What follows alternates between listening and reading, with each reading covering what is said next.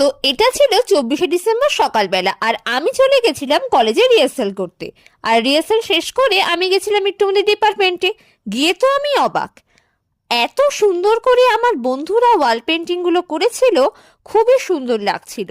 তবে শুধু বাইরে না, ভেতরে ঢুকে দেখি এখানে ওয়াল পেন্টিং চলছে। কিন্তু একটু তাড়া থাকায় আর দেরি না করে কলেজ থেকে বাড়ি ফিরে আসি। বাড়ি ফিরে সাইকেলটা রেখে মাকে নিয়ে বেরিয়ে পড়ি কৃষ্ণনগর যাওয়ার উদ্দেশ্যে। এখানে ডিএম অফিসে আমার কিছু কাজ ছিল, তাই আর সেই সময়টা কোনো ভিডিও করা হয়নি। তারপর কাজ শেষ করে আমরা চলে আসি আবার স্টেশনে। এখানে খানিকক্ষণ অপেক্ষার পরই চলে আসে আমাদের ট্রেন। আর ট্রেনে করে আমরা একটু পরে চলে আসি আবার রানাঘাট। আর এখানে অনেক দিন পর আমার ইচ্ছা হলো গাড়ি স্টেশন ছাড়া দেখব। কিন্তু বেশ কিছুক্ষণ পর যখন গাড়ি ছাড়লো না, তখন ট্রেনের সাথে কিছু ছবি তুলে বাড়ি ফিরে আসি। আর বাড়ি এসেই আমার মনে পড়ে কাল তো ক্রিসমাস, তাই তো কিছু শপিং করার দরকার। তাই 1 মিনিটও সময় নষ্ট না করে বাবাইকে নিয়ে চলে যাই মিয়া মোড়ে কেক কিনতে।